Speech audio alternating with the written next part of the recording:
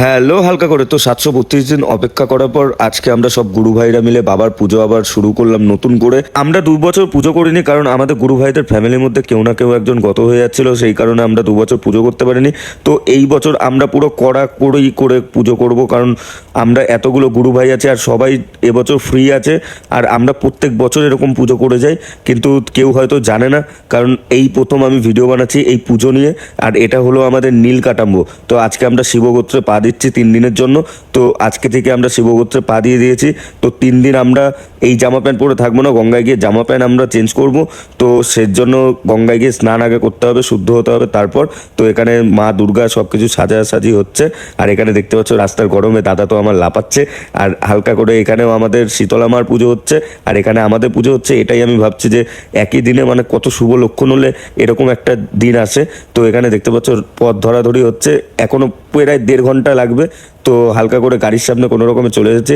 এখন বাবাকে লোড করে একটু মজা করতে করতে বেরিয়ে গেছি এখন গঙ্গার পাড়ের উদ্দেশ্যে। তো দিদি আমার সঙ্গে যাচ্ছে। তো হালকা করে অটো স্ট্যান্ড দিয়ে ডান দিক মেরে চলে এসেছি গঙ্গার পাড়ে। তো গঙ্গার পাড়ে দেখতে পাচ্ছ বদ্দি আমাকে হাই করছে।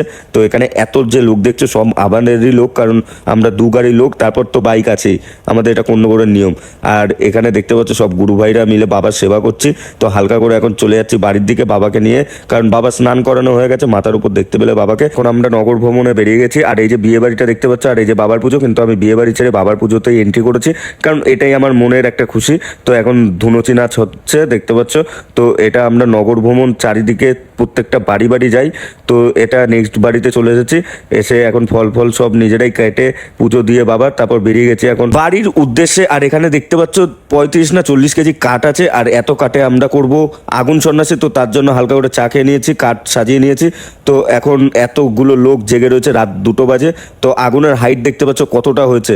তো এখন আমরা মাতাম নিচ্ছি, মাতাম নিয়ে তারপর শুরু হয়ে গেছে আমাদের আগুনের ওপর নাচ করা। তো এখানে দেখতে পাচ্ছ আমি কেমন ওইখান দিয়ে দৌড়াচ্ছি আগুনের মাঝখানে, দেখতে পাচ্ছ কিভাবে ছড়াছড়ি করছি আমরা। ওই সময়টা গাই সত্যি বলতে কারোরই হুঁশ থাকে না, আর এখন আমারও হুঁশ ছিল না, এখন হুঁশ এসেছে, কারণ আমি এখন ল্যাংড়াচ্ছি, কারণ পায়ে অনেকগুলো ঠোসকা পড়েছে গাইজ। তো এই ভিলেজটা এখানেই হচ্ছে, দেখা হচ্ছে পরের আজকের জন্য টাটা বাই বাই।